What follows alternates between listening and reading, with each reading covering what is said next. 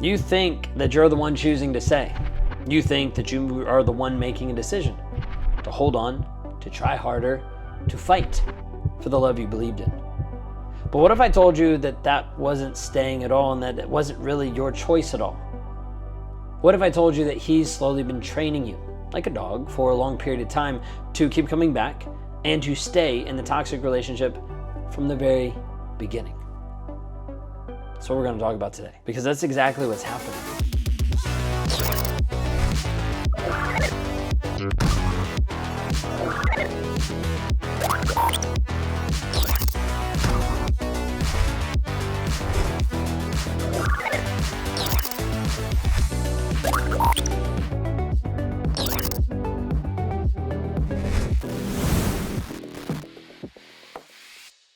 The guy in your life, he's doing this. Your husband, he's not just manipulating you. He's been conditioning you for a long period of time. He's been slowly working on implanting and placing these small hooks in you to make sure that you can't leave, to make sure that you don't find freedom, to make sure that you don't actually get away from him. And he did this in a couple ways. First, he made you feel like you were the most incredible person on the planet, putting you up on the pedestal that we've talked about before. And in doing this, he might have put some effort into it. He might have studied you, figured out what made you feel loved, but also found your deepest wounds, found your greatest desires, and then found a way to be able to mirror them back to you, make you think and feel like he was very similar, or that you were emotional towards him about those. Not because he became the perfect man, because he's not, but because he knew that if he played his cards right, and if he played his role well enough, you would attach to him fast. That's why a narcissist mirrors. That's why they project. That's why they send stuff back to you. So you're like, oh my gosh, he needed you to be hooked, like a fish stuck. You couldn't get off. He knew that was the best way to do everything. That it wasn't just to make you fall in love. It was to make you feel seen in a way that you'd never seen before. Make you feel like someone valued you and cared about you more than anybody in the world. That's why the love is like, oh my gosh, I've never found anything like this. But then it changed. Like the moment he knew that you were invested, the moment you moved in, the moment you had a baby together, like all these moments that happen, all of a sudden it switches. And suddenly the man who once adored you started to pull away. Could have been slow, could have been quick. The compliments turned from compliments into criticisms. The affection turned into distance, pulling you apart. And instead of feeling safe with him, you started working for safety. Trying to find it, trying to understand, what do I have to do to be safe? What do I have to do to connect? What do I have to do? And that's where the training starts. Where he starts training you and he starts to begin this process of making sure that you are trained to be hooked. You are trained to come back. And oftentimes it's through reward and through punishment. And the cycle that happens in between these. Because the key inside of here is keeping you locked into this toxic cycle. This back and forth, this ups and downs. The fancy word for it is called intermittent reinforcement. And inside of this, he knows that if he gave you nothing but pain, you'd get fed up and you'd finally leave. So instead, he goes back and forth. He gives you just enough love and just enough affection so that you feel a little bit better. Just enough hope of like, okay, I'm gonna give it another day. I'm gonna give it another week. I'm gonna give it another month. Just enough, just hanging by a thread just to keep hanging on. And then the next day, he's cold. He's distant, he's ignoring your needs, and he's making you feel like you're completely invisible. And then you're left like scratching your head like, oh, what's going on? Because the next day it's back. He's the man you fell in love with again, the guy that you adore, and he's telling you how much he loves you, how he couldn't live life without you, and he's saying all of these things. You're like, oh, yes, finally, he gets it. He sees me, and then it's back to the other side. And you think, this is it. This is the real him. I finally got him. I just have to hold on a little bit longer and maybe he'll come back. Maybe he'll stay. Maybe he'll be the guy that I actually want, the guy that's actually here. And then what? Flip. Flips the script. Switches it all around, goes from Dr. Jekyll to Mr. Hyde, switches it back, and the cycle continues over and over and over again. And over time, you get to the place where you get tired of questioning. You get tired and you stop questioning whether you deserve love, and you just stop asking, even if his behavior is okay, if it's acceptable. Instead, you start chasing and tolerating the highs and the lows, hoping that the high comes and then enduring the lows, because he's trained you to believe that the lows are just the price you have to pay.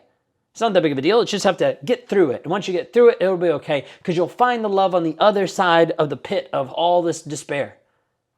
And so you keep holding on, going through these highs, going through these lows, thinking it'll be okay, it's not that bad, and then keeping going, and it puts you in this place that it feels absolutely impossible to leave. You feel stuck completely. If you ever ask yourself, why can't I just leave? This is why. It's not about love. It's not about him caring for you. It's not because you care for him. It's about psychological conditioning. You've been trained. Your brain has been rewired to associate the pain with passion, the chaos with connection, his approval with your worth. It's all a psychological piece here that he made himself the center of your emotional world. He brought you in as like, look at me, stay with me. And the thought of leaving, it seems not just scary, it seems impossible. It seems unbearable. You're like, who would I be if I left? What would I do? Who would love me? How? Because leaving him doesn't just mean losing him. It means losing the version of yourself that was built around him. And that's terrifying. The process of you losing yourself is terrifying on one side, and on the other side, we call it transformation.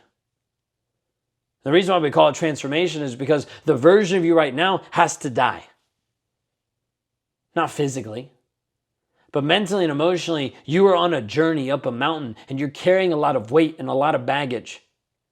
And in order for you to actually be free of this guy, in order for you to actually be free and actually find who you are, you have to let go of a lot of things. You have to let go of different traumas, of different stories, of different ideas, different beliefs, different things that are holding you hostage, that are holding you back. And that's what we call transformation.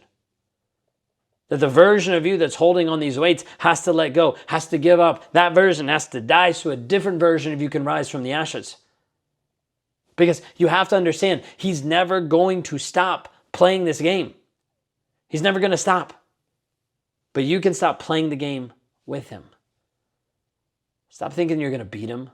Stop thinking you're going to figure it out. Stop thinking you're going to change him. Like, all you have to understand is like, you have to see it for what it actually is. You have to recognize what is going on. The love that I'm fighting for, it's a trap. It's a cycle. It's designed to keep you stuck. To keep you doubting yourself.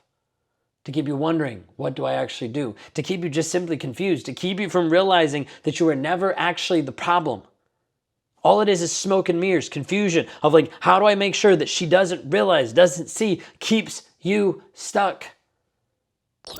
And you need to get to a place where you detox from this emotional addiction. You detox from what he's actually created, what he actually has implanted, what he's actually trained you to do. This might mean you have to get to the place that you cut off contact. You don't interact with him. Maybe you cut off contact completely. Maybe you do it as much as possible because you have kids. Maybe it starts you actually working on you, which means we have to rebuild your identity outside of him. Understand, who am I without this guy? Understand that the pain of leaving is temporary. It'll feel like an addiction and it'll feel like withdrawals.